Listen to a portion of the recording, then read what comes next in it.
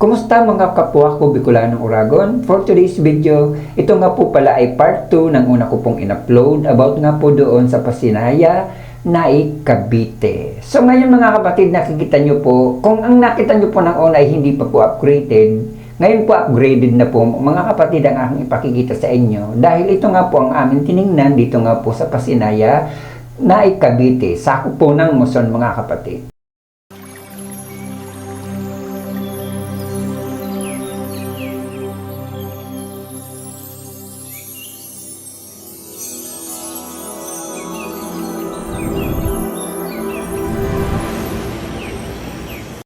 Tulad po ng aking sinabi sa una ko pong vlog, kailangan po muna natin mag-log in or mag-logbook bago po tayo pumasok sa loob ng Pasinaya para mag-viewing po mga kapatid. Ito po ang kanilang upgraded na unit dito po sa Pasinaya. May lababo na rin po at may gripo. Ganon din po yan po ang pinto papunta po doon sa likod or sa back door. At ito po ang kanilang CR. Ito pang loob ng kanilang CR. Bali may tiles na rin po, pinturado na rin po, may shower na rin po. At mga kapatid, at mayroon na po rin siyang lavatory.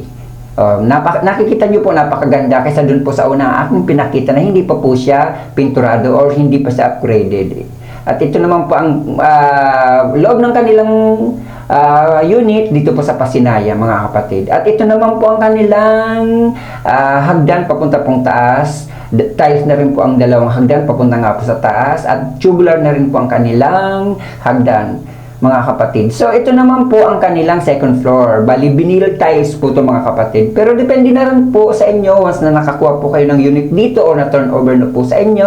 Kayo na po ang bahala. Pwede nyo naman po yan ipa-tiles. At ayan po ang kanilang bintana. Mga sliding door na rin po mga kapatid. Nakikita nyo po. Huwag niyo po lang kalimutan i-subscribe mga aking YouTube channel, Ricky Uragon Vlog. Pa-like, pa-share at pa-comment na rin po para updated po kayo sa aking susunod ng mga gagawing videos. Bye-bye! God bless!